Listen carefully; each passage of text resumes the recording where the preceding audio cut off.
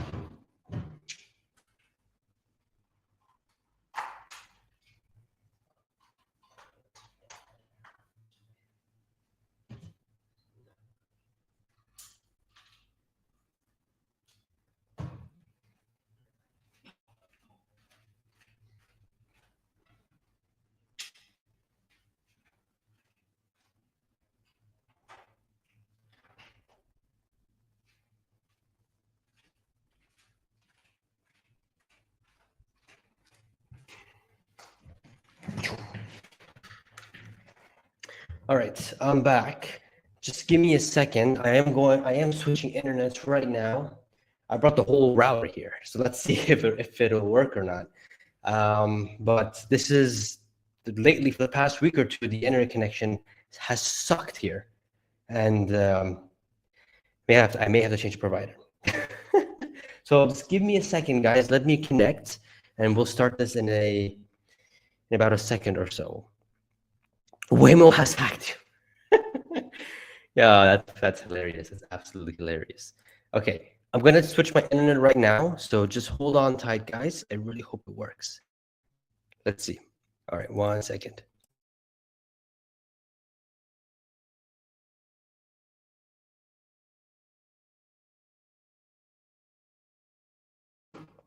Okay, we're back.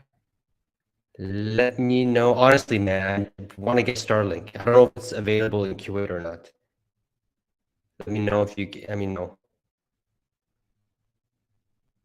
Oh my God.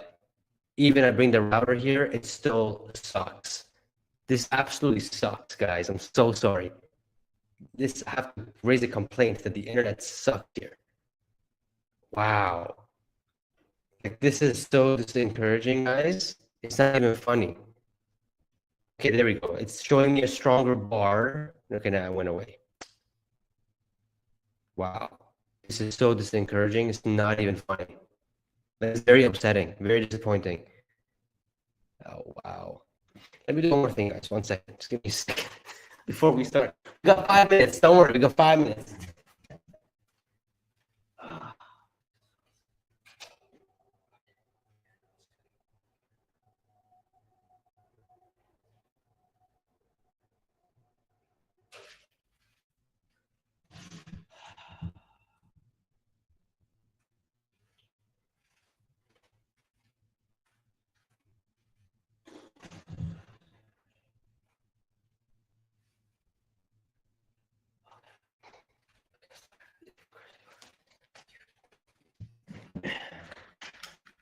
Okay, I don't know if this does anything, but let me know if it's still blurry or not. I can still see if you guys are seeing blur from me, which absolutely sucks.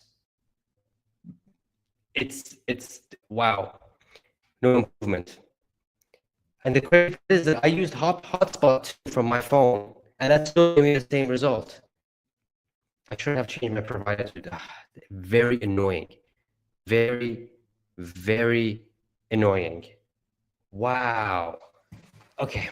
I have no idea what to do, guys. God, good with this audio. Well, yeah, with spaces, audio is what matters, really. But I do want to say some things before we start. That's the crazy. That's the part. Let me see if I can change internet connections one more time, and then maybe we can start this. This is unacceptable. I don't like this at all.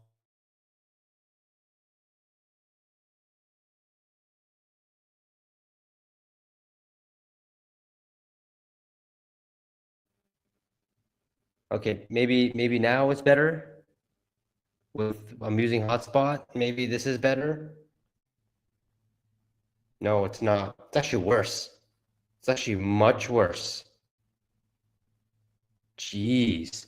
Okay.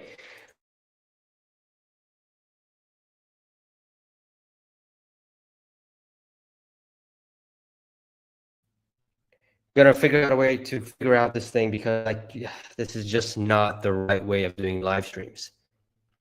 Audio is good. I mean, audio is always good, but then just this, I'm gonna raise a big complaint. It's so blurry. Like I'm watching, like I'm seeing it too from my end. It's so blurry. Not the way to do live stream, guys. Not the way to do it. So sorry. Absolutely sorry.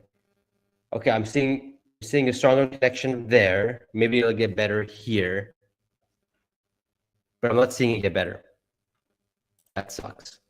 Absolutely sucks. So there's something wrong with the actual network. I've done that. I've shut it down, rebooted everything. It's still giving me this issue. Okay, you know what, guys? There's no need to show my face. So I'll just disable my webcam and it'll just be me talking. And then we'll just start space. I think that's better. I think that's much better. Until I can figure this out, why this is giving me a very, very bad internet connection. Anyway, because I do want to start. Okay, so we'll just do that. Forget this. Forget the video. We'll just go with the audio. I think that's much better. So I'm going to disable my webcam. There we go. All right, cool. So let's start with this. In about 2 minutes, we're going to start. So the title of this video or this live stream, it says, Tesla stock about to break out. Now, I do think that I'm not too sure it's going to break out or not, but one thing I do know is that it's, for the past week, it's actually down 0.5%. For the past month, it's up 7%. But for the past day or so, for the past, on Friday, my God, see, even this is slow, absolutely ridiculous. For the past day, on Friday, it was Good Friday, it went up. Now I do expect the stock to continue to go higher. I'm not technical analysis, but I do expect it. I'm going to call this a Robo taxi hype pump for that. I think it could go in the mid 350s, and then it could probably be a sell the news event when Robo taxis get launched because there's no date for it for them actually getting launched.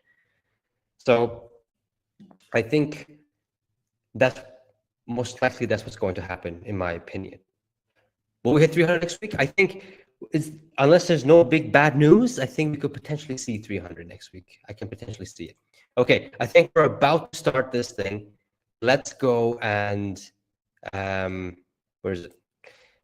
Okay, let's go to the extreme. There we go. Let's do this.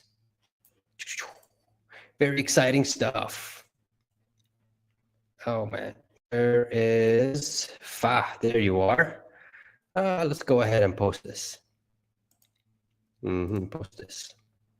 What do you mean? Wow, now X doesn't work properly? You kidding me? No. Okay. Spaces starting. Fast messaging me. We're gonna start. Let's go. Perfect timing. Perfect. All right. Do it. All right. So we should be starting right about now. You guys should probably watch this video too. Elon Musk, not even a reporter. I think that's like someone in the Trump family. So pretty interesting stuff. I mean, it's things that we already knew, but it's good to hear the thing. You know, there we go. Reassurance. All right, here we go, guys. Let me know if you guys can hear her. 1 second. She's muted. Come on, Fab. Where are you? Come on. Henry, you're here and on YouTube. That's amazing. That's right. Get your popcorn and your... Good morning. No, good afternoon, everyone. Welcome to Tesla Weekly Recap, another Saturday. Do you guys hear me all right? Can you guys give me a thumb up or something? Yes. I sent the co-host invite to Pejjy. I don't know what up here. Hello, Pejjy. You hear me? Nice. There we go. Oh, we're still setting up the room right now. Hello, Pejjy. I hear you. Awesome. Awesome. How you doing? Oh, Jen is here as well. Nice. It's gonna be an awesome space when Jen is here, you know? Yes. Hey, real quick. Today is very hectic here at my house. They're taking the glass window out of my room and my kids still not sleeping. So I'm gonna hand a microphone to Pejjy and Jennifer a lot. Okay. I have a few points that I want to hear about you guys, which is Elon last interview with I think Fox, Jesse, if I see it, he basically put a big ball on the table and tell the whole country what's going on. And how do you take that? Do you see the effect to Tesla stock? I want to talk about that, number one. And number two, Wall Street is actually changing their tone. They love it that Elon gonna come back to open a factory door at Tesla at 5 in the morning. And number three, the stock went up almost 300, I believe. And I want to hear about all of that. What do you guys think? How do you guys see it going in a month, in a 6 month, or in a year? And affordable motor and Robo taxi, FSD, June 1st. What the fuck? Oh my God, it's juicy this week. All right, Pejjy, how's it going? Tell me all about it. Sheesh. It was I mean this past week there wasn't much news going around other than just some of the stuff. If I can remember, I just blanked out a little bit. But not much of the news went out last year, other than India gearing up to go into Tesla gearing up to go into India. The Wall Street Journal was one of the big things, and other things that tried to bring the stock down, but didn't. It was actually resilient, which is quite funny because of the news of the news of it just shows how pathetic legacy not automakers, but mainstream media is, and how pathetic of a person Ross Gerber is. Because as soon as Wall Street Journal made up that rumor report that Elon's going to step down from, or Elon's going to be replaced as CEO at Tesla, right away this dude wanted to go on CNN and Bloomberg and just talk smack about it. And then 2 hours later, Tesla comes out and says this is all bogus. I mean, what a way to ruin your reputation. Not just Wall Street Journal, but just Ross Gerber himself. So I'm just fed up with him. I'm honestly tired of him, thinking that he represents us as shareholders. He doesn't. He doesn't. He needs to sell a stock and move on and stop being a really lousy investor. Like he needs to literally learn. He needs to move on. He needs to sell and Pejjy, just, go on. what's up? The short right now, it is they organize it. It is not just Ross. Ross is like No, puppet. but he's an idiot. Ross He is has yeah. interest of conflict. Like he literally owns a stock and then he talks bad about it because He have less share than you and me. it's ridiculous. Like this guy needs to stop. Someone needs to put a stop on him. He's literally. I don't think he even have 800 share. So the You know who's organized totally out? Did you hear this? That Gary Black is out. I think Oh, the future fund isn't holding any more Tesla. really? Oh, nice. Watch it go to all-time high now. this Yeah. guy is just wrong. This guy is just wrong. Everything he says is just wrong. Everything the like Tesla need Oh, wow. Uber So hold wrong. 2024 handful of car manufacturing will have the self-driving wrong. Tesla need advertisement wrong. This guy is just joke. He's just a joke. So, And He's just in his little billionaire bubble, you know. I mean, I've spoken to Ross before, and he was super nice to me. But he lives in a different world that is not the world of like that everyone else is living in. Do you know what I mean? And so he says these things. Sometimes I wonder, like, do you really believe that, Ross? But you know, he's friends with Gavin Newsom, and I don't know how to say this without being. I don't want to say anything bad about anybody, especially because I've talked to him before, and I feel like he's a nice person. But I think some people put a lot of weight and stock into being friends with famous people, and they let them influence what they say on TV and what they believe. And I just feel like quite possibly that could be going on, because I just think everybody should know that he's personal friends with Gavin Newsom. So there's already like, how do I say this? I wouldn't even say pressure for Newsom, although I would not be surprised if Newsom said something, but you know, just pressure to like toe the party line so that he doesn't like lose all of his friends in his little bubble. And I mean, it's not something that I would admire in a man. I would prefer women to think for themselves, but like not everybody does. And also when you deal in money at that level, everybody owns you. Like he doesn't own his own life. I don't know if he even owns his own opinion. Like, I don't know if he's allowed to have an independent opinion. He is a, you know, spokesperson for his fund.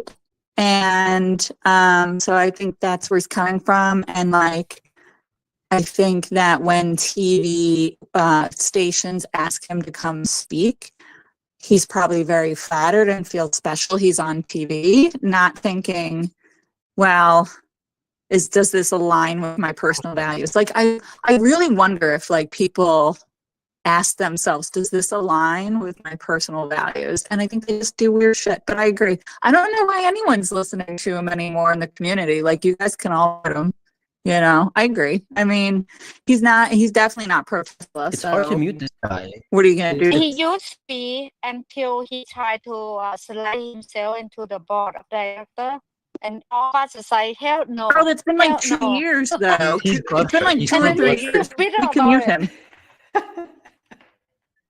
I know, but just mute him. It's okay. no. Sometimes we gotta let The him problem go. is that it's hard. My hand up for a bit. No, is it?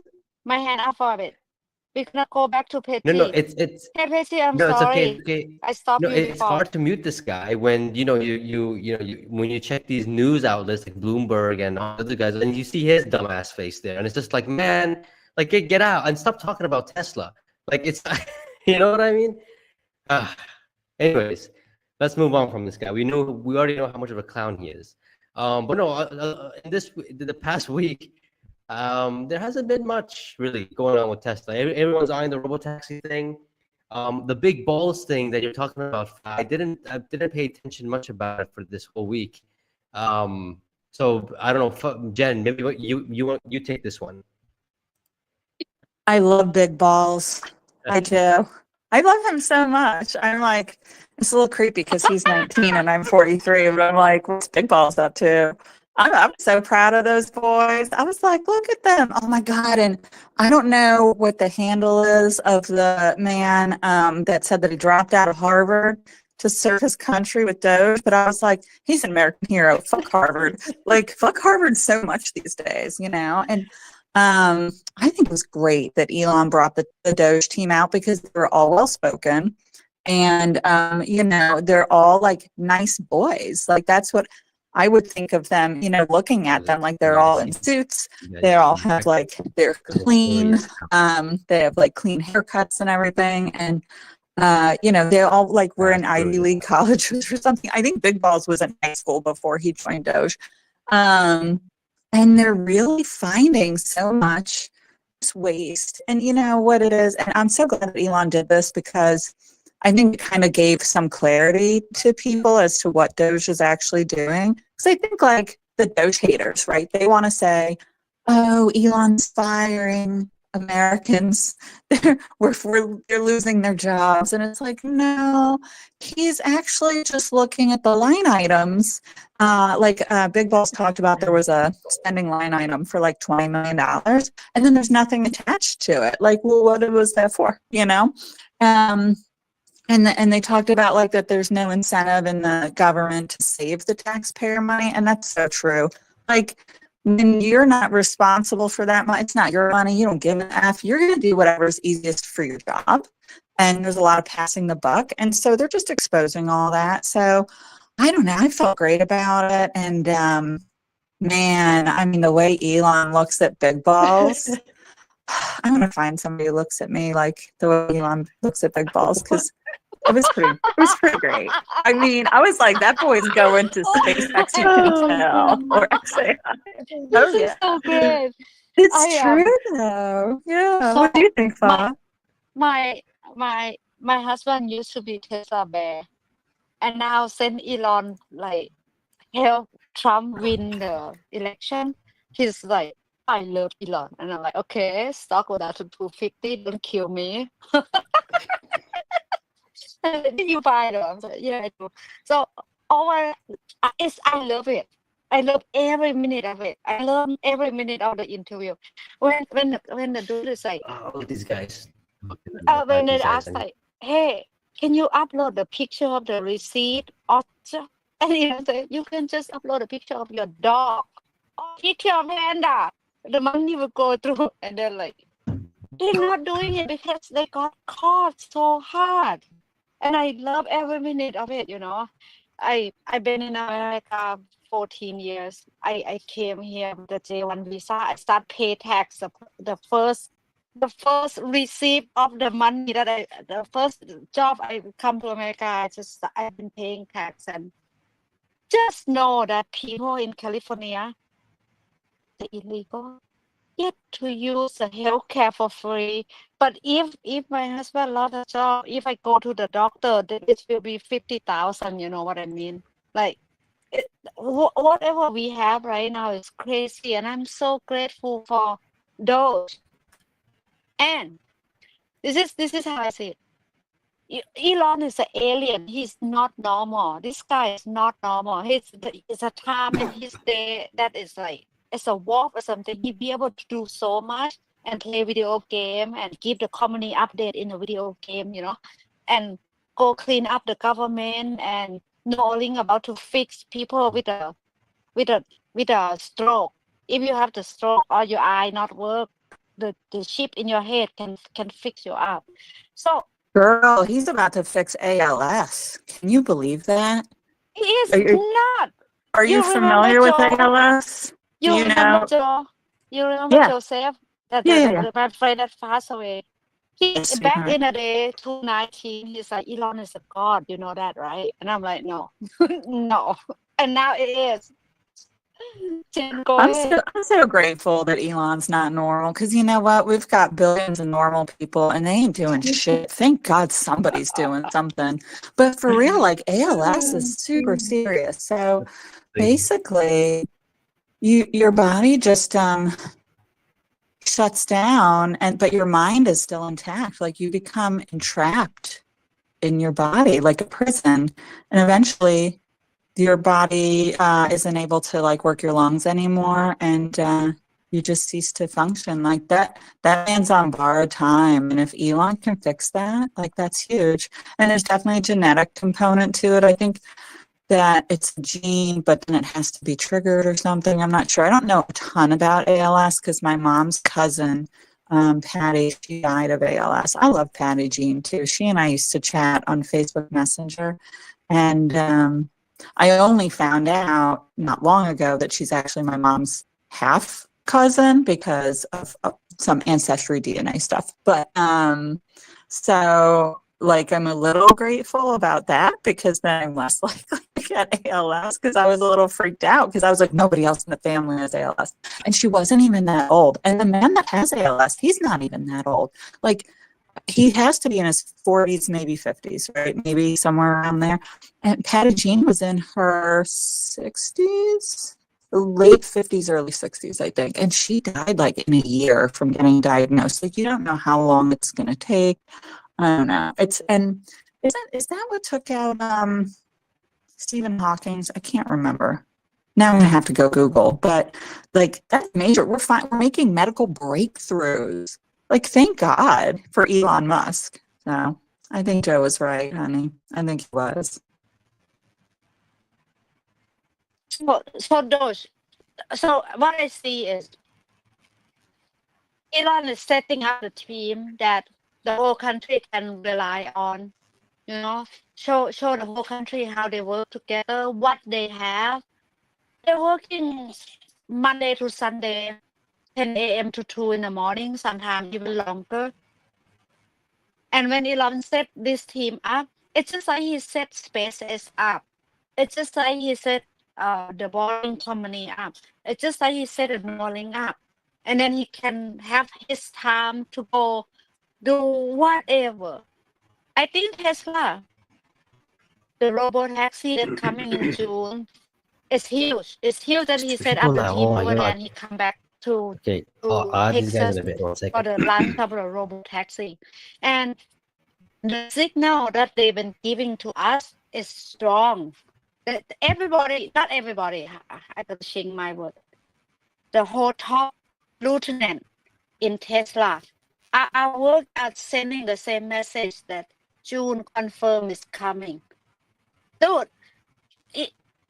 for the longest time that we are like looking for this, and it's actually like less than 40 days. Of course, the short are gonna organize. They're gonna do stupid trick that they always do. So like Tesla gonna go bankrupt. Tesla doesn't have the CEO. Elon have so many wives or whatever shit that they come up with, right? To try to pull the stock down. This week it will be interesting if it's gonna break through to the 300. I have a little bit of money to buy. God, people So don't talk. I'm gonna try to get it before 300. Or I'm gonna look for the day that they sold they down like 6-7%, and then I'm gonna buy. But dude, I'm seeing it. I'm seeing the when the motorbike go pick up and drop off people with no one in it, it's gonna go viral. It's gonna crawl it and it's gonna go Oh my viral. God, yeah. Even they start at like 50 car, even just 50 car, and then if it's safe, no one get in an accident, and it go to the 100 car, 200 car, and it's go viral. Everybody gonna want to sit in it.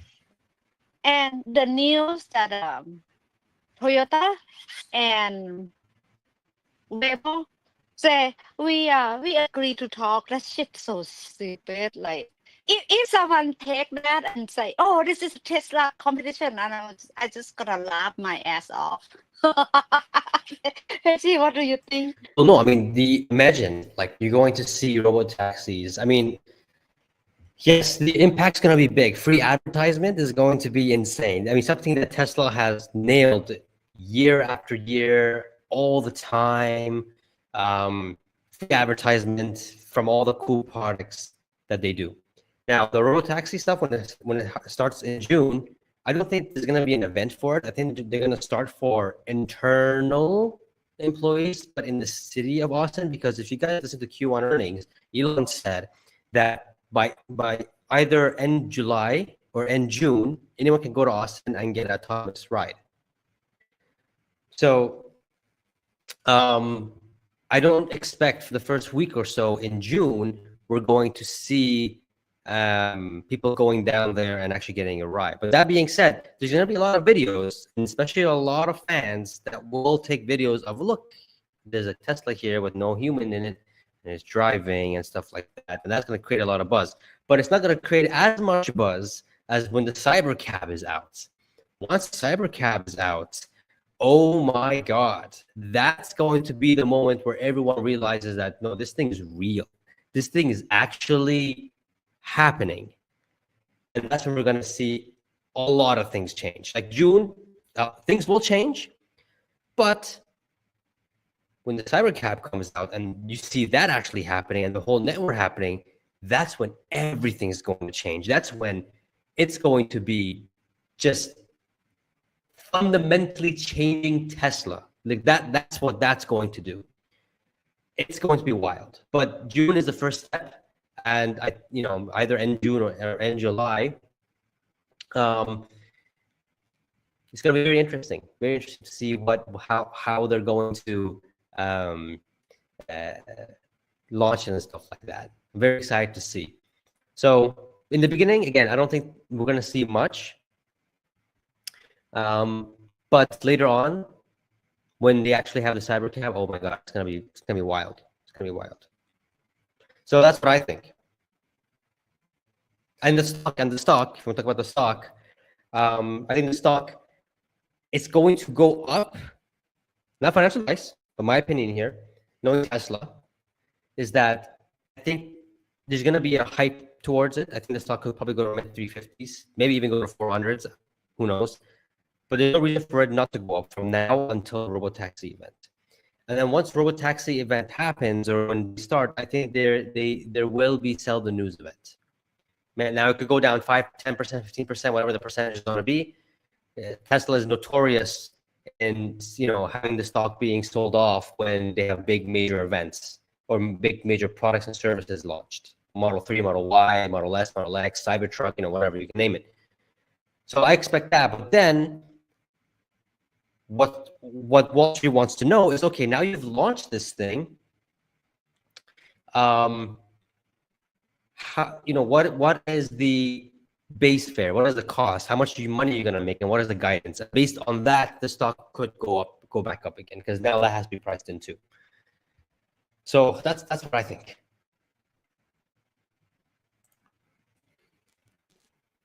Pejjy, when do you think that the Cybercab is coming out? Well, that's a good question, but they did say mass production or start of volume production, not mass production, volume production early 2026. So this could mean January or this could mean March. Delivery, we don't know, but we'll see. I hate to burst your bubble on it, but it's still illegal in the United States. You're required to have a steering wheel and pedals in a vehicle. Okay, we have. How are you getting around that one? Don't worry. Yeah. I think that I'm hoping that Elon decides to add a wheel and pedals, and we'll just see what happens. But regulation says that is not going to happen. I don't know if you saw, but the ID Buzz was just recalled. My friend Mike, Cyber Mike, out in Washington State, he posted something about it. And you know what the recall is for? This is how dumb our government is. Freaking this. So the recall was that they made the third row seats too wide. They're too wide. Now, maybe Volkswagen was thinking, well, Americans are fat, so we got to make these seats bigger. I mean, it makes sense. Why can't you have larger seats? But apparently NHTSA doesn't like that, because technically you could squeeze 3 people onto those 2 seats, and there's only 2 sets of safety belts. And so all of those ID buses have to be recalled, and that 3rd row seat has to come out, and they have to put a smaller 3rd row seat in. And I'm like, why aren't you just cutting it to like just add another seat belt, you know? Like just add one of those little shitty middle person, you know, bitch seat belts. You guys know what I'm talking about. Just a little lap belt. Why aren't they doing that? I don't know. But I'm telling you that the same regulatory body that did that nonsense, right? You're asking them to be okay with no steering wheel and no pedals. I don't think that's happening in 2026 at all. I hate to be the bearer of bad news. I actually left a Tesla chat this week, guys, to be completely honest, because because I just was trying to have a conversation. Okay, we were in chat. All right. I feel like group chat is sacred. You can say stuff in group chat. It's not stuff that I say out in the open, but I was like, Wait, guys, I'm lost. Sorry. I was Okay, about to talk about Waymo, you Yeah. know. Oh, That's Waymo. that's where I'm going. Oh no, I got yelled at in group chat and told not to spread FUD. But the deal with Waymo and with Toyota, I think they struck a deal.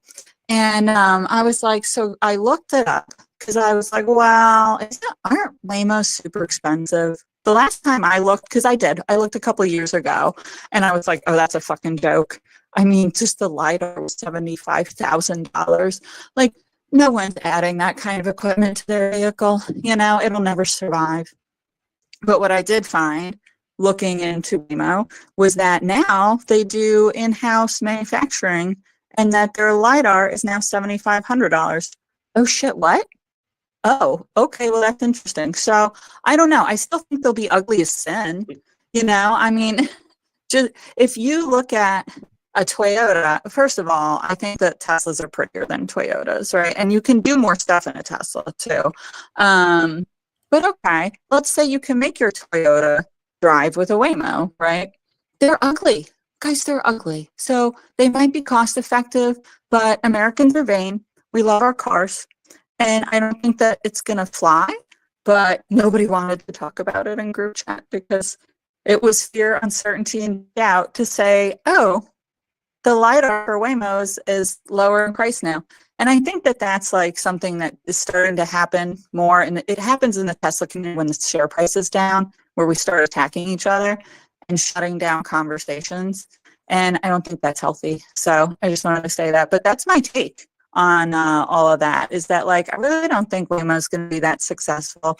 I honestly don't think they're going to be successful because they depend on these very specific maps, and we change shit on the daily.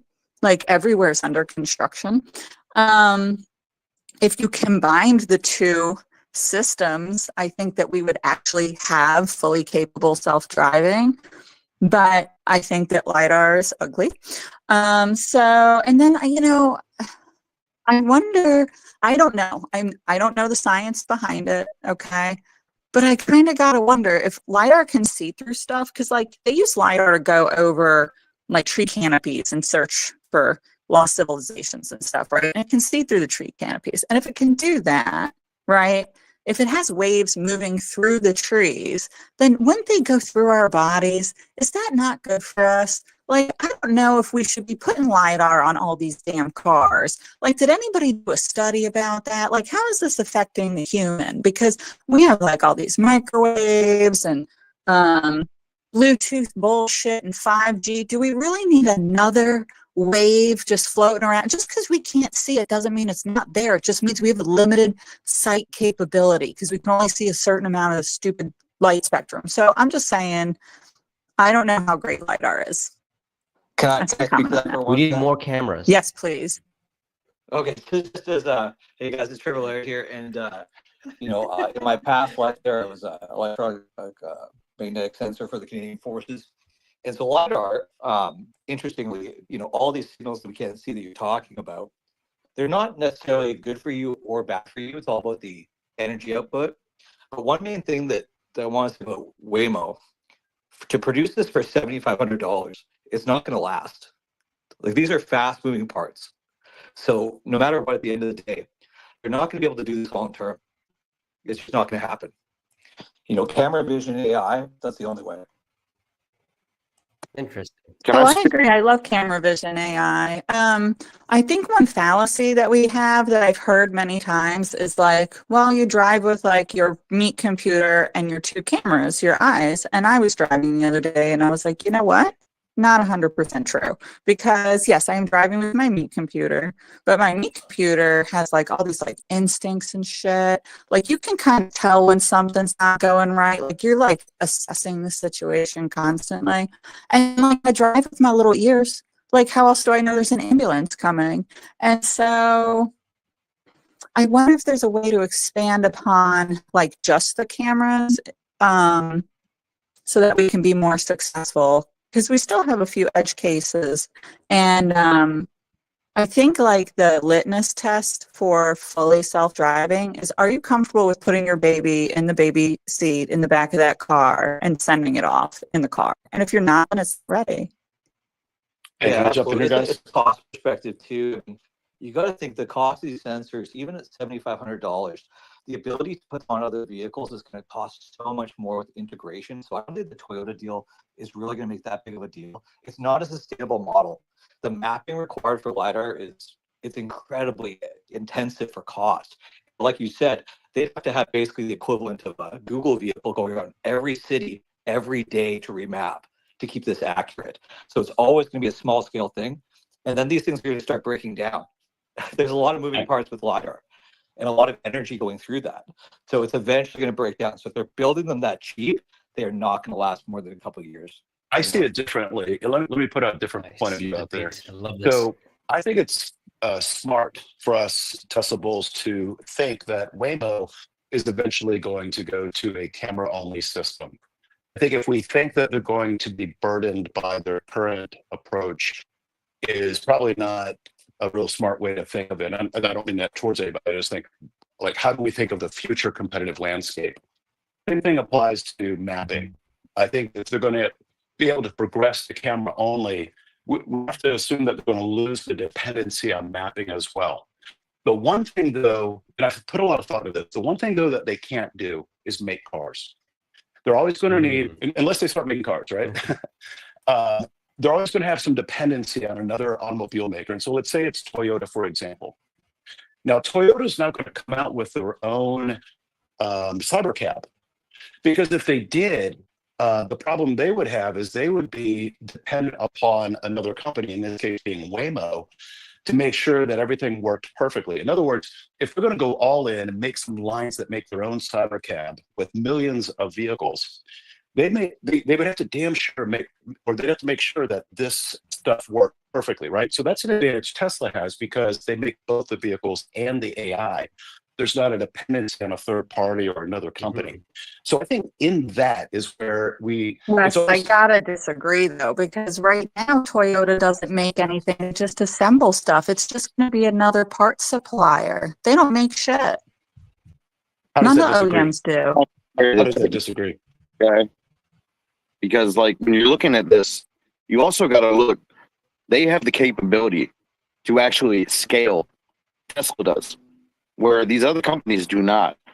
They're ready to rock and roll, and their AI models. Did you just say that Toyota doesn't scale? I'm talking about. I'm gonna go look at how many cars they make. I'll be back. I'm talking about the technology. I'm not talking about the car. We may be having three different conversations. Scale everything, ready to rock and roll. It is going to win the race. This is awesome. Hello, my friend. Hello, everyone. Welcome, everyone here on the stage. Hey, what a lovely day. Hello, Wes. I start a conversation. Say, hey, you guys see the deal between Tesla, Toyota, and Waymo? They agree to talk. They say, hey, let's be friends right now.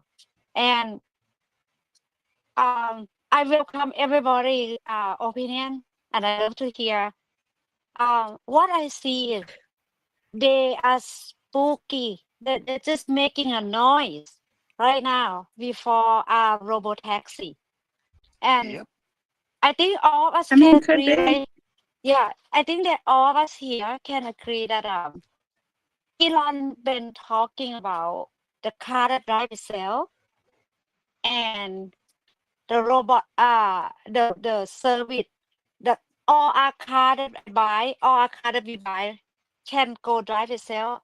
And instead of I use my car only 12 hours a week, my car can actually go work and earn money for me. Like the rest of the time that I don't use it. So that's his number one thing that Elon been saying for years. But now, right before the June Robo taxi that's gonna come out, this is not Elon timeline, right? Us can agree here with me. It's like Tesla lieutenant, Tesla people that they post X, that they do X post about it. So I don't know, my gut feeling say they're gonna do it this June 1st.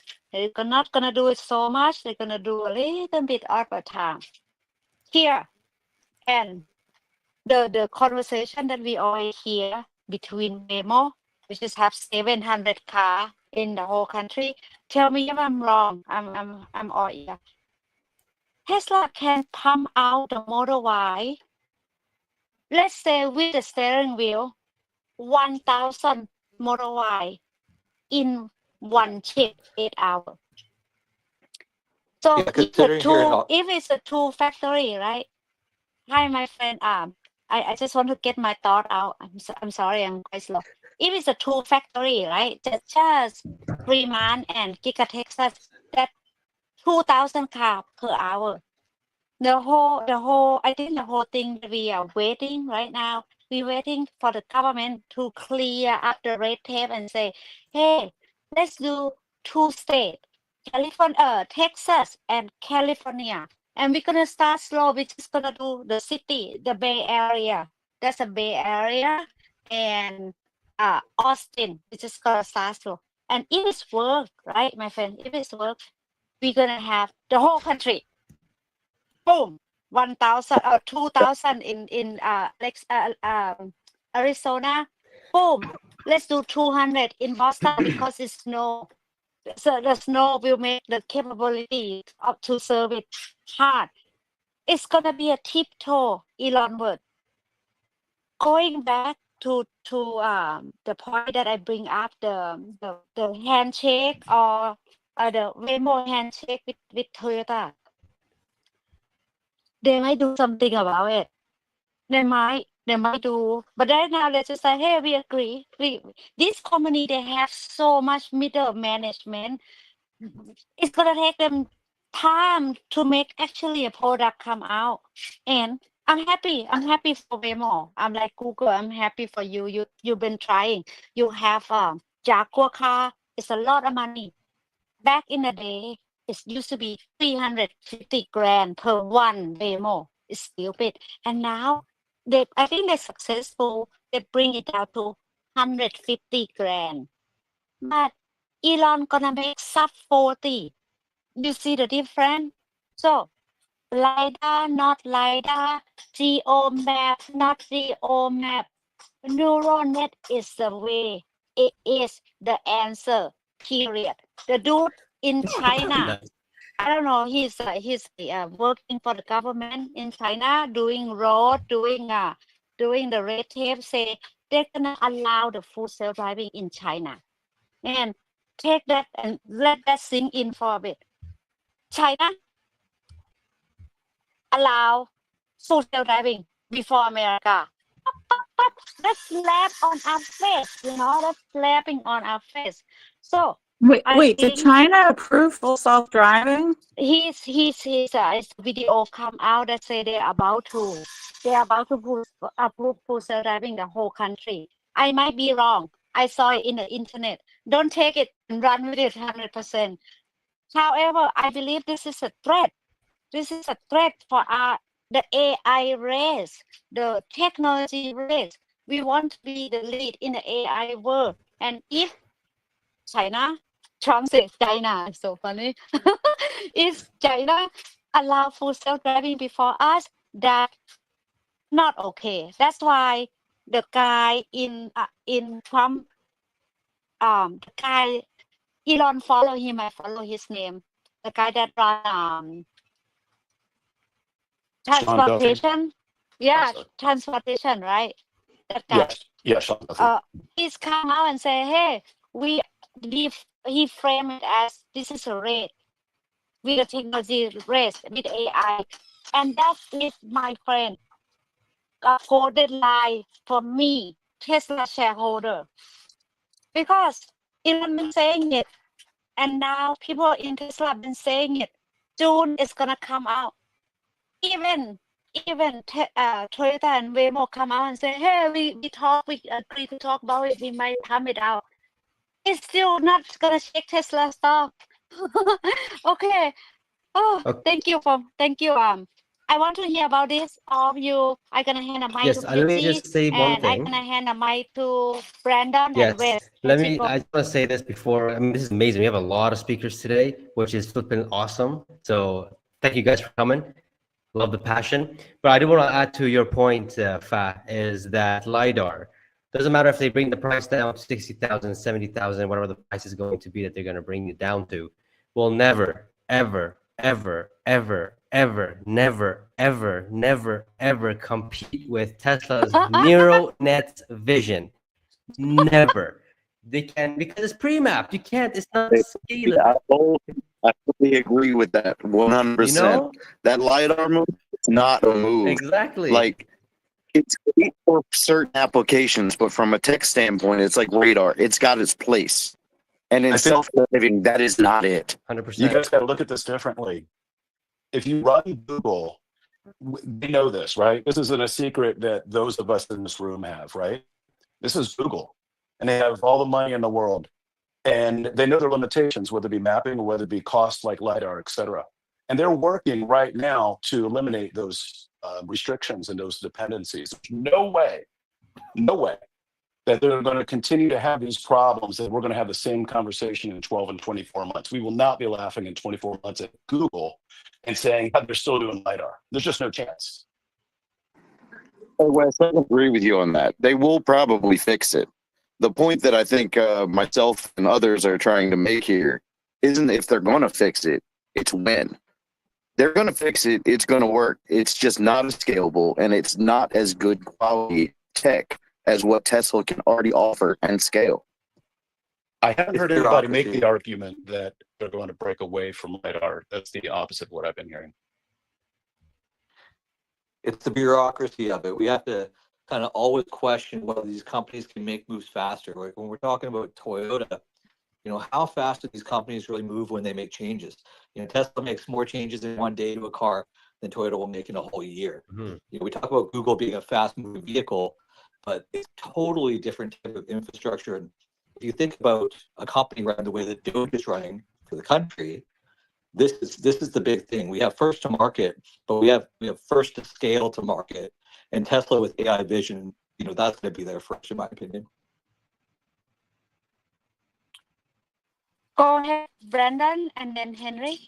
Okay, hello everyone. I'm actually on my way to Thailand, so I have to get off pretty soon. But I actually agree with that. In 2 years, we won't be having the same conversation, saying that Waymo is way behind. The reason why I don't believe that is because Google's powerhouse and the things that the I'm so sorry. I'm not able to see who just made that argument, but whoever just said that, I completely agree. It wasn't until recently where I sat down with my anti-Elon friends and anti-Tesla friends, where they're just like, hey, like, you can't really make that argument because you don't know what's going to happen in a year. Who knows? Who knows if Waymo will say, hey, we're going to do this and it's actually a good second place. Who really knows? However, I say all of that, but I've never been more bullish about Tesla stock, about anything that Elon is doing. I actually quit my job. I applied to work at a Tesla dealership. I just got the job. I found out about 2 days ago. So thank God I'm officially gonna be a Tesla. Let's Congratulations. Yeah, go. congrats, man. Nice. Thank you. Thank you. It's kind of crazy, and like going over the like benefits, and I'm only 23 now, so it's just crazy to really like see this happen. And for me, I've been buying more shares. I'm now at 1,000 shares. I've been buying crazy. I've never been more bullish. I feel like everything is just going perfect. I mean, not perfect, but almost perfect. The only thing that I would say is like, yeah, we're gonna have some bad headlines in between, and who knows, there might be a death or a crash with FSD in a city, and and someone's gonna sue. It's gonna become a lawsuit. All these other things, and I'm sure that it's going to be perfect, but like everything is lining up. Trump is in office. His cabinet is basically demolishing the red tape. So what? So like it's literally a layup for Elon and the whole like Tesla team. So for me, like I don't even like need help staying convicted. Like it's just there, it's written. And I forgot who said this. I believe it was a Doge, like a person that's working a part of Doge, but he said that he's actually trading on insider information because he is able to see that his car is able to take him all around wherever he needs to go without any intervention. And for me, like I completely agree. Every month, every 2 months, we are getting an update. We are seeing it get better, and like it's just a matter of time. So I just say all of this because I really love this space. I love being able to get all of our thoughts and hearing other people's perspective. I just hope that this never goes away. It's It will really never great go away. so that we can like iron out. Yeah, like and subscribe, everybody, please. Exactly. Like it's a But yeah, so I just wanted to come out there and perfect just thing. say like it's going to be awesome. Like like, and also that who knows that Waymo might come back and like make us eat our words, or at least like demolish what we think is a inevitable death. So, but yeah, so I just wanted to come out and say Enjoy that. Thailand, dude. Enjoy Yes, Thailand. And thank you for your kind word. Um, yes, of oh, course. enjoy, Thank you. enjoy. And tune in another Saturday next week. Yes, I uh, will. I will for sure. You guys have a good one. All right. Awesome. Thanks a lot, Brendan. Have an awesome time in Thailand. Thanks. Okay. Bye now. Sheesh. Okay. So Henry, Was there to you guys earlier, if you don't mind. What he just said was on point. I've never been more convicted due to what's going on right now. You got Doge in there just shaking up the corruption.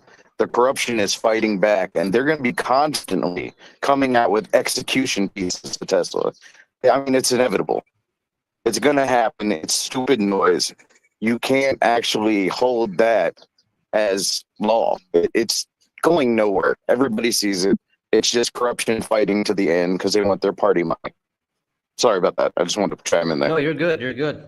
Making some good points here. It's honestly the best recipe for Tesla. Yeah, the earnings are terrible, but that's because we already know why the reason, because the autos are not that great and margins, all that kind of stuff. But that doesn't matter when Pro Taxi is literally what 30 days away.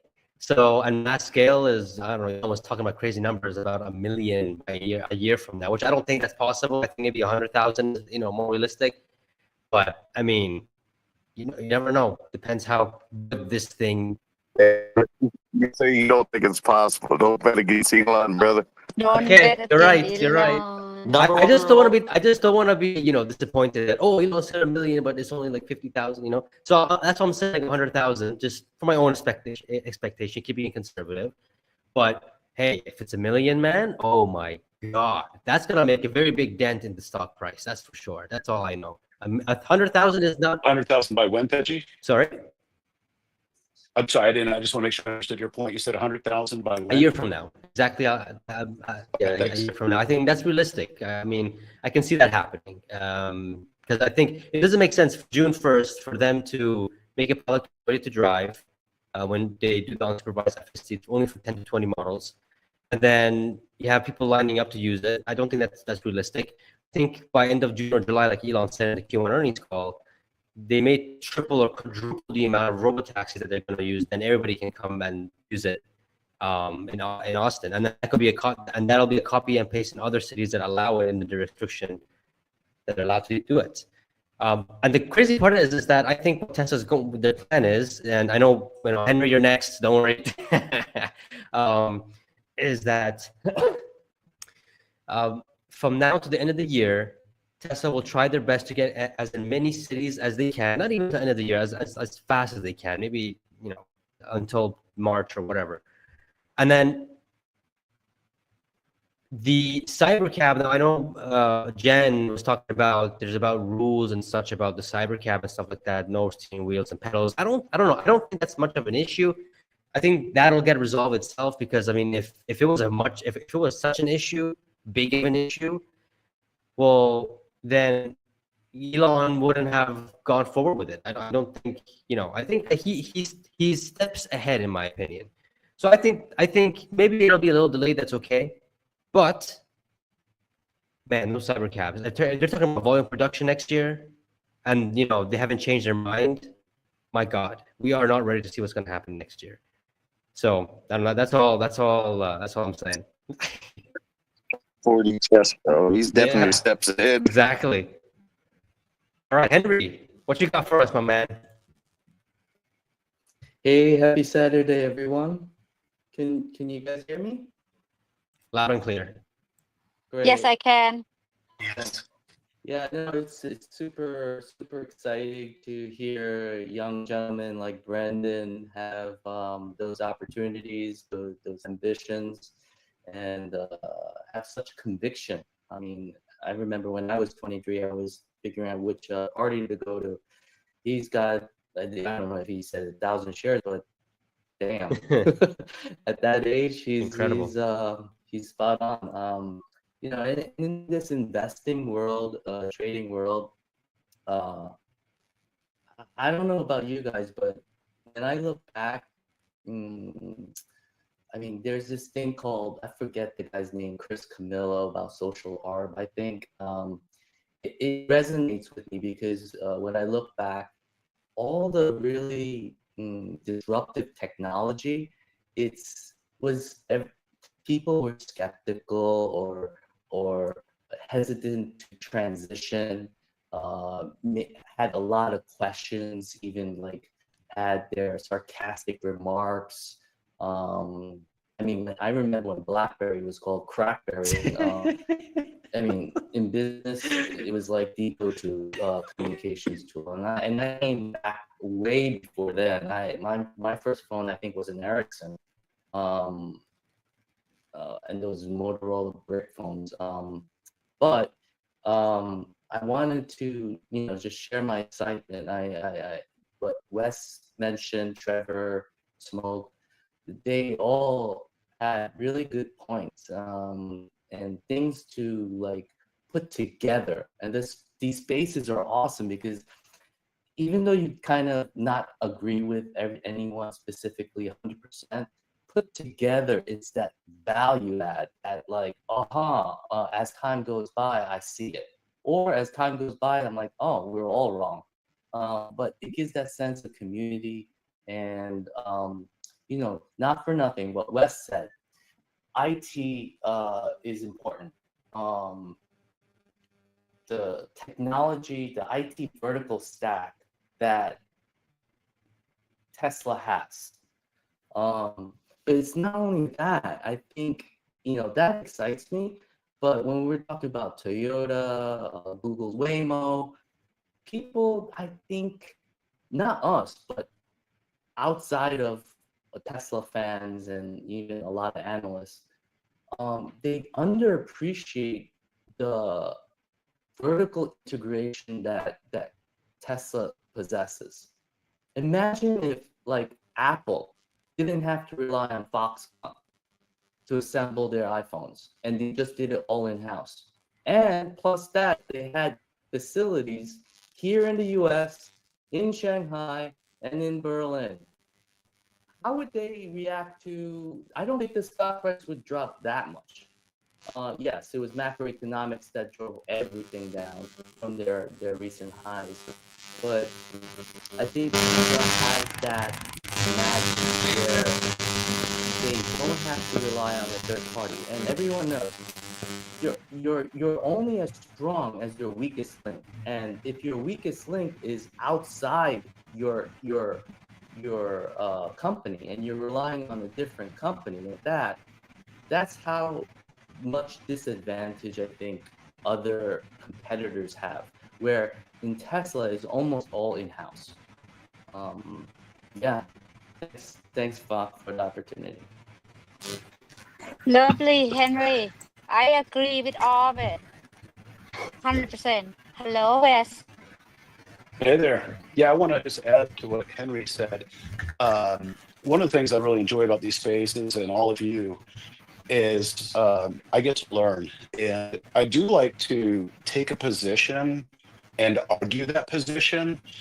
And if I find out I'm wrong, to me that's exciting because I can now add, to what I already, what I thought I knew or whatnot. So if you guys ever think that I'm arguing too much or anything like that, just know that's kind of part of how I operate. And I appreciate all of you. So I just want to say thanks again to Henry for making that point about the value of the people in this space and other spaces.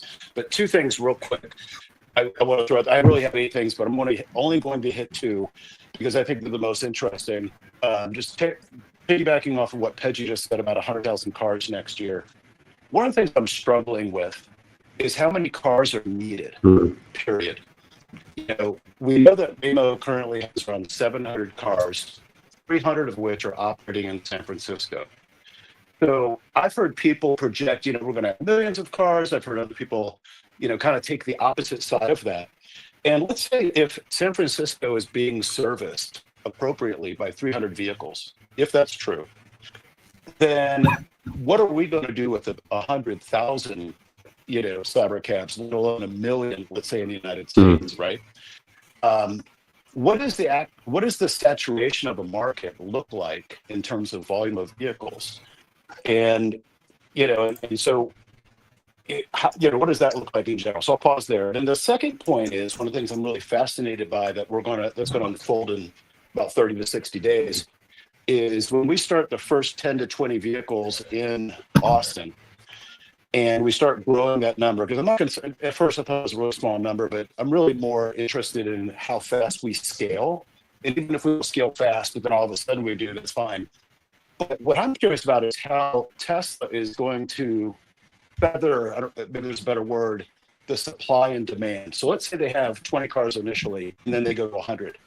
Well, they need new customers, right? And you can't have too many customers at first and only 10 or 20 vehicles, because you're going to have a lot of people saying, hey, I'm using this app and I'm not getting a vehicle, right? You have to balance somehow. As supply grows, demand has to work with it to the point that you're not pissing people off. And you can't undermarket that either, right? You don't want vehicles sitting there, hey, we got 100 there, nobody's using the app, no one's aware of this. So I'm just going to be interested to see, because Tesla doesn't really flex their marketing muscle much. And so I'm curious kind of what they have up their sleeve for that particular thing. So that'll be an interesting point. But if you guys could address those two things and tell me, what you think about the volume of vehicles that's appropriate for markets or the country or the globe, that'd be great. And I think a second point would be great too. So I'll go with the first one, and then you guys can answer the other guys, the other question, Trevor and Smokey, or you can add on to it. But right now I'm looking at let's see. Oh, by the way, Wes, I love the what's it called? Going back and forth. That's how a real discussion needs to be. So I love it. I love your points. So you think 100,000 robo taxis is actually not a lot. Right now, Uber has about nearly 8 million Uber drivers in the United States. 8 million. That's a lot. Now, compared to 100,000, that's nothing. And I am in the camp. I do believe that in the long term, that once robo taxis are everywhere, people will not be buying cars. I know me and Jen, we go back and forth with this, and this happens. I bring this up every week, but I really do believe this, that it doesn't make sense for people to own cars when robo taxis are 24/7, 1/10 or 1/5 of the cost of going from point A to point B, even cheaper than going in a bus. And it just doesn't make sense overall to own a car, leasing it, financing it, paying the insurance, making sure no one scratches it, making sure you don't hit anybody or hit anything, only for the convenience that you have it. It just doesn't make any sense, right? So I think these robo taxis and Uber, I think everyone knows that if they don't have any autonomous capabilities, and I think they're working with Waymo, which is quite smart in my opinion, but I don't think it's sustainable long term when Tesla robo taxis are on the road, is that currently, I lost my train of thought. What was I going to say? But anyways, Uber, the problem with Uber is that right now, oh my God, I lost my train of thought completely. What's going on here? Anyways, going back to, You were mentioning the 8 million Uber, drivers. sorry. So we have 8 million Uber drivers and we have only 100,000 robo taxis, which people are going, once they see what the price point is going to be, oh man, I mean, it's just gonna be like, I don't want to go on Uber. I don't even want to, sit in a car with a guy driving because he's gonna ask me so many questions. Because apparently, when I was talking to Stern on a podcast, he was like saying that, yeah, we're seeing data where people are willing to pay more to sit in a Waymo, so they don't talk to a driver. And I'm just like, that is crazy. And you don't smell them. Don't smell them. And you don't smell them. So this I think even 100,000 robo taxis is very low, extremely low. And I think as soon as they come online, if Uber doesn't become a subsidy, unofficial subsidy of Tesla, or doesn't buy 50,000 Tesla today, like right now, that can drive themselves, they are done for. I just don't know how they can survive it. It's just, I mean, I truly do believe this. So that's my thoughts. Trevor, and let's go with Trevor first and then Smokey. Yeah, absolutely. Just quick, the metrics are truly amazing. So right now we're about 14 to 15 million rideshare hails per day in the US. So if we just want to eat that number up for a second, this is a massive amount of rideshare. This is split between all markets. Now, of course, this is increasing every year, as you pointed out, because a lot of people are realizing that they don't want to have a car. And so this is only going to increase. So 100,000, this is a tiny sliver of market share. And their ability to deploy their cars faster than anybody else is really going to eat that up very quickly. Smokey? Hey, I agree with most of your points, 100%. It kind of saddens me being a car guy. I love my cars, but like when you look at the big picture throughout the U.S., Trevor brought up a good point where you've got very, very large numbers coming in of ride shares every day. When we're looking at those 100,000 full cities, maybe. When you're looking at ultimately the entire U.S., that's when those numbers are going to come up. So I can understand where you're coming from, Wes, but I see much bigger demand than is imaginable right now. The other thing I'm excited about is it goes hand in hand with the fully self-driving. So those that want to keep their car, like myself, we can do that. The technology is going to be the same, and it's going to better both sides of that fence. And on the brighter side, for the older people that can't get around as they need some assistance, whatnot, this is a godsend. Like, holy shit, you can't get much better than this right now. That's all I had to add. Okay, so now before I want to send my point too, but I want to hear what Wes want to say. Okay, Wes, and then I'm gonna follow after you. I'll keep it concise. I think it was Trevor. Somebody just said something about 14 to 15 million ride hail requests per day, or something like that. I'm curious, kind of what that entails. Like what are all the various ways some rides are hailed? Of course, we have Uber, we have apps, we have Waymo, but 14 or 15 million a day. What does that? What does that entail? You forgot Lyft.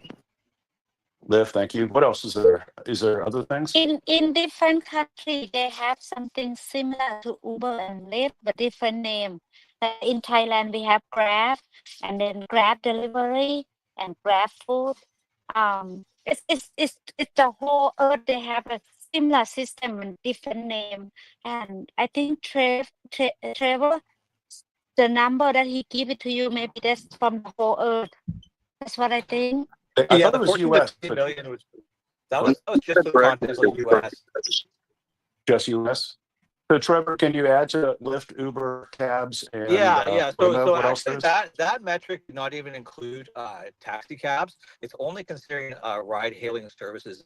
And as we're talking about in other countries, yes, we have different names, but that metric is just in the U.S. Now, this is increasing over 10% a year. And one interesting thing, like I'm a car guy too. I love driving my car, and a lot of that argument somebody was just making about the best of both worlds. That's one amazing thing we have. But a lot of people are realizing the hassle of vehicle ownership, and of course the cost is a fast driver for this. But also, Faye, you mentioned that a lot of people just don't want to be in the car with somebody, so they're willing to pay more. But the end metric at the end of the day, in my opinion, is going to be cost. I think that Tesla is going to have the highest margin in this space possible, and so whatever slice they can take out of that, they're going to keep taking as fast as they can legally expand. So 100,000 is going to be nothing. And again, these 14 million, 15 million, it sounds like large numbers, but it's not considering the amount of Americans out there who are moving around at different times of the day, especially 24-hour day availability. It's only going to increase from here. And taxi cabs, of course, have been fighting this forever. And I think that, they're already at their end, and they have been for a long while. So these metrics breaking across these different ride-hailing services, or even smaller services as well, really is a small metric compared to what we're going to see in a year, 2 years, 3 years from now. Well, the reason I asked the question, Trevor, is because if Pejjy said that there's 8 million Uber drivers, and I didn't know if he said the US for the world, I thought that was Just the US, yeah. Okay. Then how are there 14 or 15 million requests per day? It's Yes. limited to Uber, Lyft, and a few others. Yeah, so Lyft and Uber are very competitive against each other. And you have more drivers than that. And of course, not all drivers are on at the same time. Some drivers come on for different cycles of the day. Some are out for, I've had drivers, in Austin here, I take an Uber sometimes, and it's the same driver for 12, 15 hours a day. These guys are working really hard out there to try to get that market share. Now, of course, these numbers are averaged over the course of a year, and they are increasing. So I think the amount of drivers is increasing as well. But then we have this pinch point with the drivers where they're not really, driver satisfaction for these riders, these ride-hailing services has dropped every year on year, because they're not efficient. There's a lot of bureaucracy. And then we look at the model we're talking about with Robo taxis, the efficiency is incredibly high. The only metric that I see here that might be difficult, that, even though I love everything about Tesla, is service, right? So we have to be able to figure out a way to maintain those levels of service. And that's why I disagree with some that say that drivers of Teslas won't be involved with this. They'll just be Tesla only. I think they're actually going to need us to help maintain that service and cleanliness of the vehicles over time. But yeah, just those numbers, they add up more than you think, and they're increasing constantly.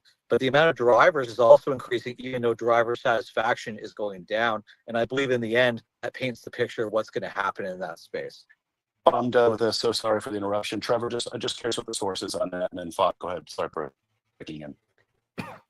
No worry. Oh, this is so much fun. Robo taxi, huh? I'm excited. I'm just like, oh, we in fiction book already. It's about to happen. Going up from have to sending a letter or doing ring the phone. It is funny. I think 100,000 that Pejjy give the number to us is like conservative. In all hands meeting, Elon even talking about the new more, they're gonna pump the car. Let's make 5 cars at a time. And what is it? Used to be 40 seconds, and now they're gonna make the car in 5 seconds. It's like, whoa, it's a fiction book. And I think James Dama used to talk to Farsad or Herbert, one of them. Information is throwing out there in the air, He said 10,000 cars in the only city of Chicago. That's what they need. And let's see if we can make. I think San Francisco need more than in San Francisco, in the Bay Area, like the whole Bay Area, North Bay, South Bay, East Bay. I think we need a lot. I think we need a lot more. I think we need more than 1,000 10,000. We need more than that for sure. And Elon said in one of the earning or all hands say, hey, it's not just a human. You guys, it's not just a robot taxi. It's nighttime delivery too. It's everything that moves things around. Just think about that for a second, right? So I'm bad at number. I'm Asian, but good at imagination, and I have my conviction in my stomach. I think maybe we see million of them, but I don't know when. This is a fun part of holding Tesla stock. The 2 week is so funny. Elon keeps saying 2 weeks. Like the maybe this year they make it in not so much number because they're gonna make that new factory thing that they're gonna pump 5 car out at a time every 5 seconds. I believe that's gonna happen in Tesla factory. I'm so excited to go for a tour. The X takeover. If Darren come here, maybe he can hook me up. I want to go see inside the factory so much. In 24 hours, not just human. It's gonna be product too. It's gonna be all kind of delivery, and I don't know. Fasad throw this in the air the other day. He said Tesla should make drone. Oh God! Now it's another rabbit hole to go to. And Don't forget about Optimus. That's going to be building everything too. dude, Optimus is like melting my brain. I'm loving it. I'm loving it. So people think robot is scary. I'm saying, give me 3 of them. I want 3 in my house, you know. I'm excited to see the future. Elon, the first AI day, Elon say, hey, it's 30,000. If it's 30,000, I don't know if it's gonna be in all of our house. But if they make it down to 5 to 10,000, maybe. So future is so bright and it's so much fun to talk back and forth. Like Wes say, hey Wes, I loving it. The counter argument, you know, my husband do that all the time. I'm used to it. Please keep. So the cheaper model. Ooh, juicy. So I'm so like imagine and have my dream talking to Pejjy like cyber keep that thing coming, but they're gonna make it the Model Y, the strip out of the Model Y, and let's just go back to the point before that. Hey, if you're thinking about owning stock, like what different stock diversify, right? Back in the day, you might want to own some Toyota, some Honda, and you might want to own some Chevron, some Shell. Like you want to own the car and you want to own the gas station, right? But right now, just Tesla. You own the car, you own the gas station, the energy, and you own the insurance too. And after the Robo taxi, this is so much fun. You can own a cleaner too. You can be the cleaner hub. You can be the hub that the robot taxi can come in and have the robot arm that clean itself. And you maybe have the cafe. You maybe have the Tesla shop that you can go there and get a nice coffee like they have it in where is it? What is the city on the way from my house to LA? I usually stop there. It's a big, huge Tesla charger, and they have the Tesla shop and a coffee shop there. Talk about the Tesla Oh. dive. Yeah, I forget the name, but yeah, I think that's another business that no one even talking about. The Tesla hub, the hub that the robo taxi can go there, and you have a row for the Model Y and a row for the Model 3 and a row for the Model X, and everything just go in line. Everything is an AI, right? Hey, Fod, don't forget about the cyber actual semis coming soon too. Yeah, dude. If semi is become like widely released on the nature, like if you just go outside and see semi everywhere, that's money. That's money, my friend. I'm like, oh my God, I love it. I'm gonna do a quick ad for Pejjy right now. Pejjy and Joe have a podcast going, And these two people are crazy. I love listening to them because they're crazy. I highly recommend. They're crazy, almost as crazy as me. They say Tesla go to 1,000. No, Tesla go to 2,000. It's so funny. Go listen to them. What the one thing that they put it on the table is Pejjy and Joe gonna make an episode about option. I'm old school. I don't want to touch it. I don't want to lose money. I don't want to gamble. But I'm so interesting to hear about option. I'm gonna leave my point right now. I'm go all over the earth. The Robo taxi is coming, no matter if you like it or not. And there's a proof. I think smart people come out and say neural net is a way, and China is going that way, and American won't tolerate that. I think Elon work with Trump. We will get at there. Will get us there. It will be Robo taxi, and Tesla will be the lead. And I believe Katie Wood is a winner take all opportunity. Is number one. Number two, Elon is in the White House cutting waste and fraud and abuse, and that is gonna just straight bring inflation down. I think after all this shit clean up, the shaking all the corruption, clean the house, American will go to boom. Like Trump said, what president that can tell you that we have like trillion investing in our country start right now? Which president can say that? And I believe him. And I just want to give him a time to work and see what happened. We've been in bus circle. America been in a bus circle. Economic boom and economic bust. We've been in it. People keep talking about recession. I think we're in it. We're about to get out of it. I believe so, and I hope so. And if we go to the boom next time, this boom is gonna be bigger than .com boom. So you guys put a seatbelt on, enjoy the ride. Number three. Can I jump in here real quick? Before I lost my thought, my friend. Okay. Number three, like Smokey said, the the Tesla bot. This is not small. The only thing I'm gonna say, this is not small. The only bad side is killing human. That's the only bad side of it. It start killing human. We got what is called people hijack a system and robots start killing people. That the stock will got nailed. We done. We lose money for sure. We just hope to God that Elon get 25% of Tesla power and he's steering the company to the bright side. And that's my hope and pray. And number four, you guys, filthy rich. That's what I say.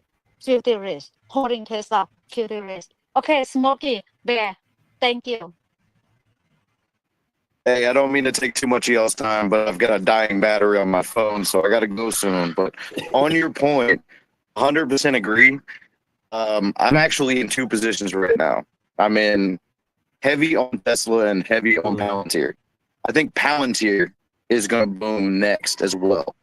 And I think that ontology, the whole system, the way that's working as an infrastructure is going to complement Tesla.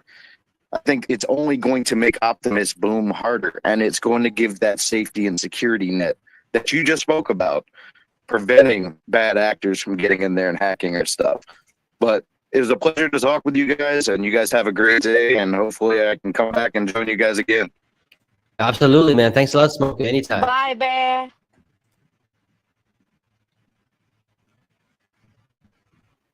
Pejjy, what do you think about all my point? Trevor, you go first. Well, Pejjy, I was just going to quickly drop in that those are a sense to all there. So those are both good stocks for weekly options. So I'm looking forward to that next conversation you have about that. As you know, I do that every week. So Palantir and Tesla. Those guys are for cover calls. Well, yeah, I mean, Joe and I, we are planning to do a options video, but we're just planning out how to do it. Because I never done options. And I want to do a live option too, right? Like I'm willing to put money down to show how things will work, and then do like an update video after or something, to see how it goes and stuff like that. Because I'll do it for you. You don't even have to use your own shares. But I do it every Monday, expiring Friday. So we might as well throw. Sheesh, how much money do you make? If you don't mind me asking. Yeah. So it really depends on what I think the stock is going to do for the week.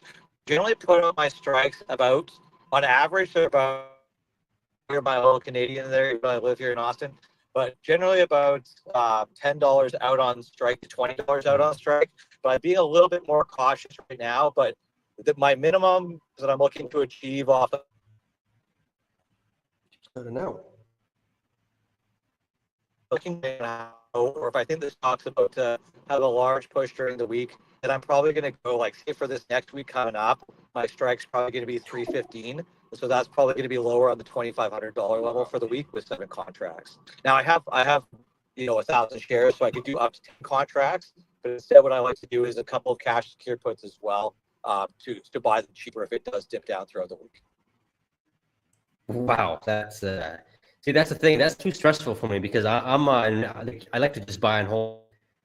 Doing these options things require me to, like, guess what the stock price will be by end of next week, or every day, and I just don't have that time to do it. And Well, generally speaking, it doesn't matter if it goes up or down, because for me, if I write on Monday and the stock is at 288, and then the stock drops to, so say there's an option that's worth like, 3 or 4 grand out there till Friday, and suddenly the stock drops down throughout the week, I'm just going to close that option at probably like a 60 or 70% profit, and I still have my shares.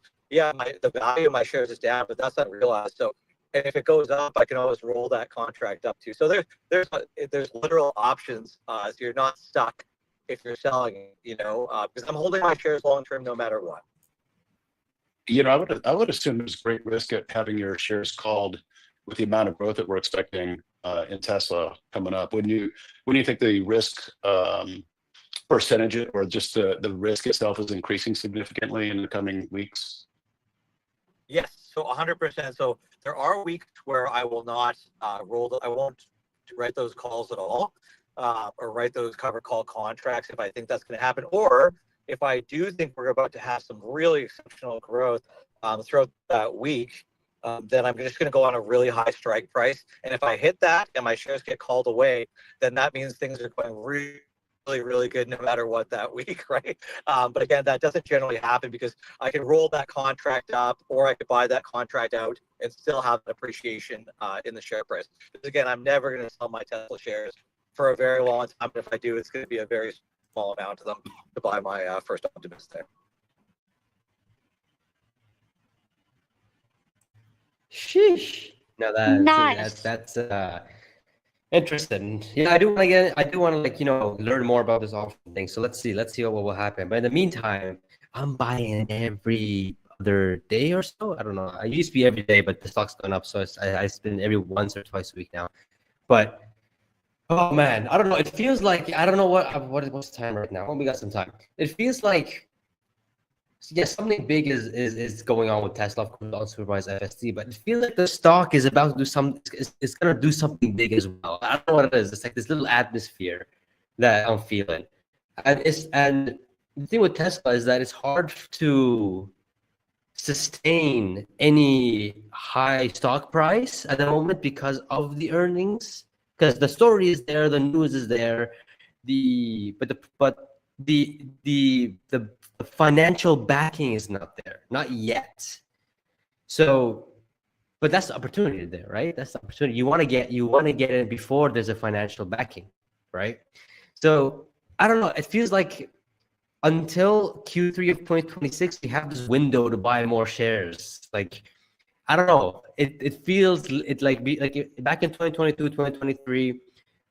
I've always told everybody that there's no rush to buy Tesla stock, but now it feels like there's actually a time limit to it, which is insane when you think about it.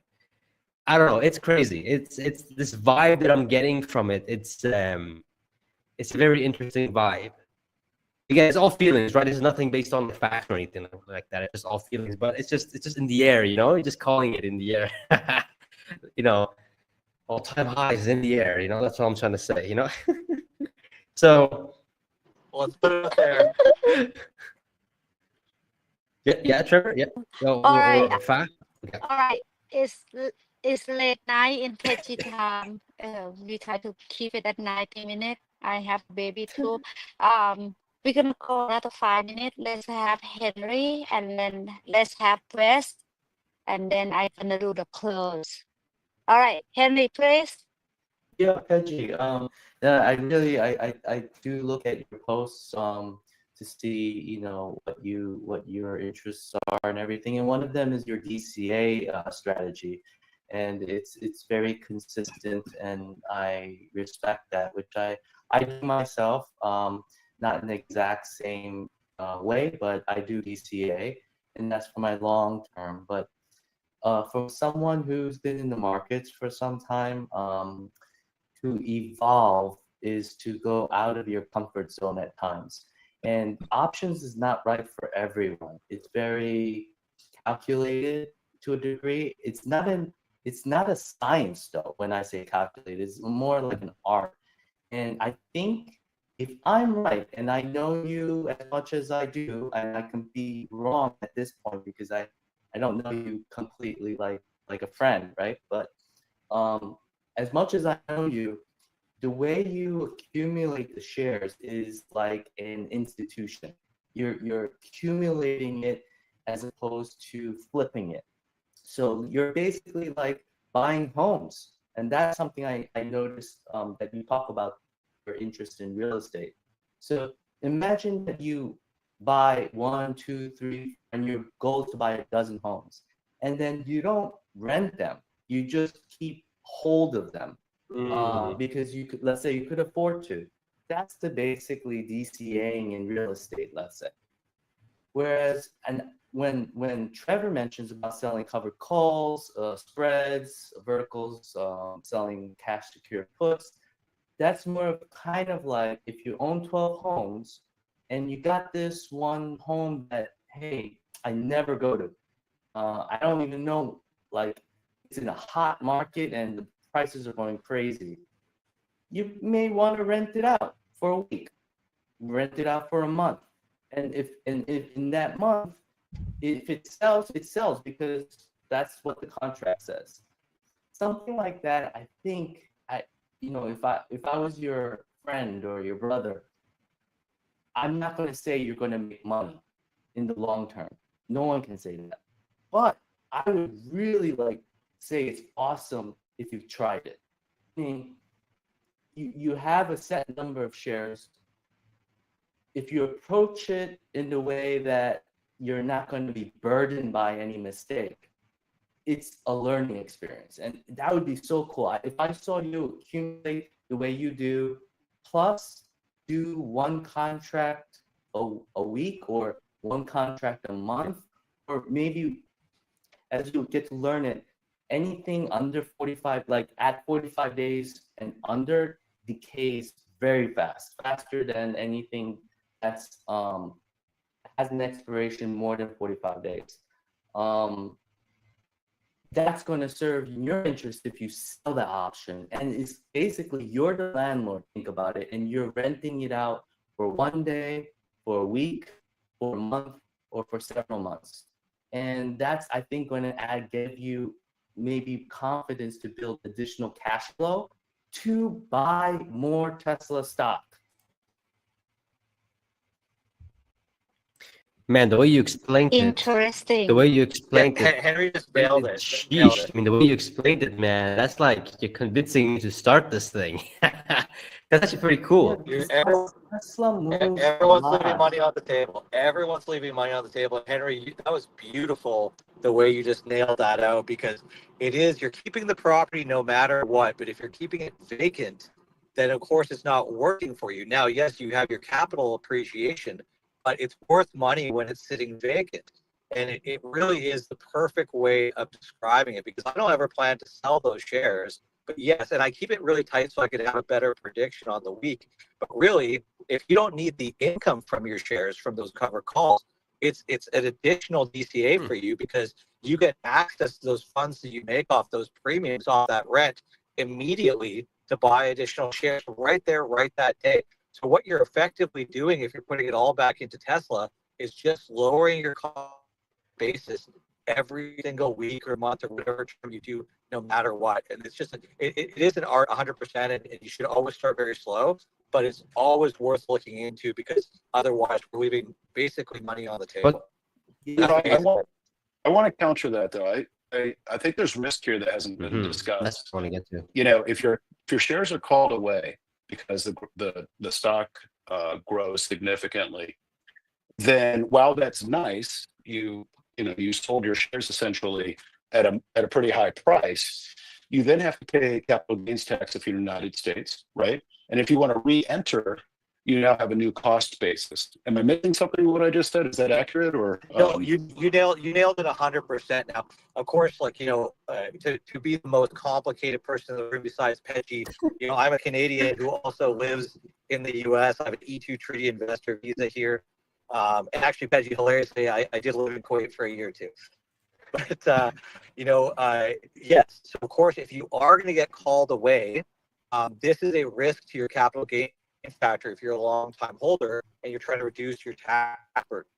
But we do have a mechanism built into this where we can roll over our contract. So if we think our contract is getting too close to our comfort and we think it's going to get called away, most brokerages will allow you to roll that up to a different strike price. Now, of course, you're going to have to pay back that premium that you got when you got the contract started, but you can roll it up to a higher price before it expires by mitigating your risk that way. And you could almost eliminate your risk by doing that. Now, mind you, that week you might have to give back your premium then, but if you do it strategically, you're never going to get called away.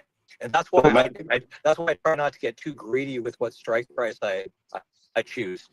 So the max. Try to, yeah. Sorry, I apologize. So the max risk is the premium. Yes, unless it goes into money. So if you let it go past the strike price, then of course the value is going to increase quite a bit more. So you have to roll it over before it hits that strike price that you agreed upon. Okay, and then I will offer one thing real quick to the audience. I think this will be my last point. I know I was going to have to run here in a second, but I learned something about a year ago. People were introducing covered calls to me. Use cases are different for everybody, right? So let's say you're retired. You've built your nest egg. Pejjy has 10,000 or 20,000 Tesla shares now, right? For example. And instead of selling those shares because you're retired, you could sell covered calls like we've discussed. But it does come with some risk. But there's another approach, and I believe this is what Elon does and what other people do, and it's called an S block. It's a securities-based line of credit. And basically, it's like a HELOC, a home equity line of credit. But what you're doing is you're taking your shares and you're saying to an institution like Fidelity, perhaps your shares are stored there, say, hey, Fidelity, I'll pledge 4,000 shares to you. We'll lock them up in a vault somewhere. And then I want a line of credit in return for that, let's say $1 million that I can draw on over time. And it's about, the interest rate on that fluctuates, but all you have to do is pay the interest rate back initially. In other words, you don't have to pay the actual amount that you're using, however you're using it. People do this for liquidity. It's when they need money. But the problem with selling Tesla shares today for sure would be if I anticipate they're going to be at 1,000 next year, the last thing I would want to do is sell them today, right? So if I have an alternative where I can use these shares and borrow against them at 7%, I still have the shares. So when they're 1,000 next year and I've borrowed some money, I can then sell some shares or do some covered calls if I want to take that approach. But I just want to share this because I didn't discover the securities-based line of credit, again, called an S block, until about a year ago when I was trying to explore different strategies and stuff for retirement. So I just want to throw that out there so you guys can look at it if you like, as just an additional strategy beyond just covered calls. And then lastly, Trevor, do you have a source on the 14 to 15 million cars? I was just curious if you knew where you got that from. Yeah, and absolutely. If you look at the chat, it's even more enhanced than that if you look at the actual report from Uber themselves. So just posted in the chat here. I posted that now on Uber. You know, like what they were actually saying on their investor relations page was even higher. So just to quote off the investor relations page, for them, trips during the quarter grew 18% year on year, or approximately 33 million trips per year day on average. That's investor.uber.com, and I posted that link. Thank you. And thank you, Fa and Pejjy, for having me up. It's great talking to you guys today. This is great. This was great. Yeah, it's I got think fun. I think just want to say one thing is that the X block thing you're talking about, that's collateral, right? I think that's what they would call it. Yes, You- it's a collateral, but it's gonna gain over time. So if you anticipate the value of the shares, your indebtedness is gonna grow smaller because there's no tax on debt. Correct. Yeah, that's an smart. important point I left out. Thank you. Yeah, so that 7% that you're paying, ballpark, it fluctuates, right? Is not taxable. So you're essentially paying no tax at all. And so it's fantastic for certain use cases. Makes sense. Makes sense. Sheesh. No, thanks, guys. Man, you guys, this is awesome, and this is awesome. I can always go back. We can always go back and either on YouTube or on X, and just listen to some of these. You know, that's interesting. That's interesting about Henry. You nailed it. The way you said it about the properties and the shares. That was amazing. Of course, there's risk to it. Of course, there is risk to that, but I mean, Yeah, and Wes brings up a good point. We're at the upper channel right now, Pejjy. So if we break through that, there's very thin structure into the 320s and low 350s in that range. So, selling cover calls, if it goes bust through that, then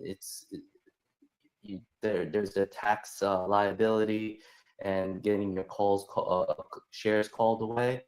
But there's a time and place, and it's not right for everyone. But for those who find success in it, it's something that it's something like it's in your toolbox, and it's great to do it in a tax haven type of account like an IRA. sheesh. Gotta look into those, man. That was. I mean, now you're convincing more and more. I mean, looking into this option thing. Gotta call up Joe and see what can be done. Let's see. But that's sick. That's awesome. And That's nice. selling puts. And puts too, like, yeah. Pejjy, if like when it goes down to, let's say, 220s or 200, and I know you like to buy in little chunks, but then when it gets to a certain point, you pounce, right?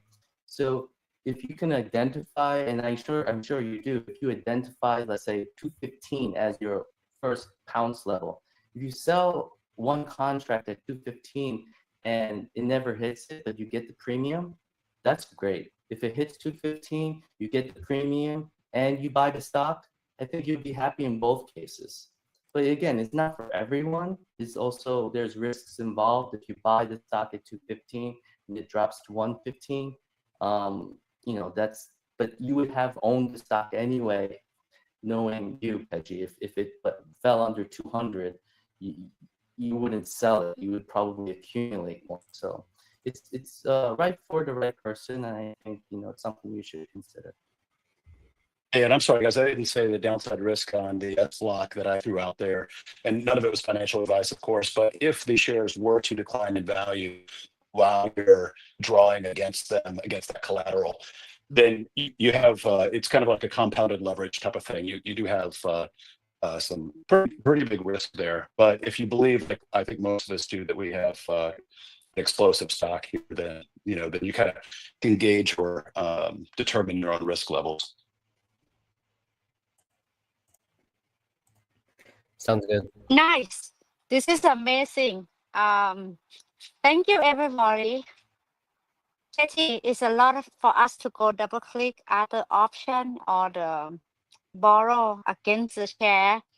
If everybody have time, coming back next Saturday, let's talk more about it. I'm all ear. You guys get me excited. And for today, my kid is like, Mama, Mama, Mama, back there. Thank you so much. And see you next Saturday. Go follow Pejjy. Go back him in the YouTube comment. See you guys next week. Thank you, everyone.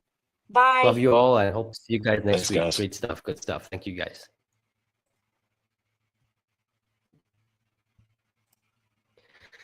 Sheesh. Okay, we are. By the way, look at that LiDAR. Oh, we need more LiDAR. Love it. Anyways, I'm gonna go fix this internet, man, because honestly, I mean, I can't do live streams. This, I mean, look, I'll turn it on. Look at this. I mean, it looks clear from my end, but then it's so blurry and frozen. So I'm just gonna cut that out and just, you know, I gotta forget. I just call my. I mean, I gotta call my internet. Look how bad that is, man. I'm looking at the replay right now. It's so bad. But anyways, I'm gonna go get. I'm gonna upgrade my internet. Apparently, they downgraded my internet because it's they have a new package, whatever it is. I'm gonna go upgrade it. And so the next time we do this, it'll be much better. Anyway, guys, I love you guys so much. Make sure you guys smash that like button and subscribe. And I'll see you guys in the next video. See ya and have an awesome weekend. See you guys. Bye-bye.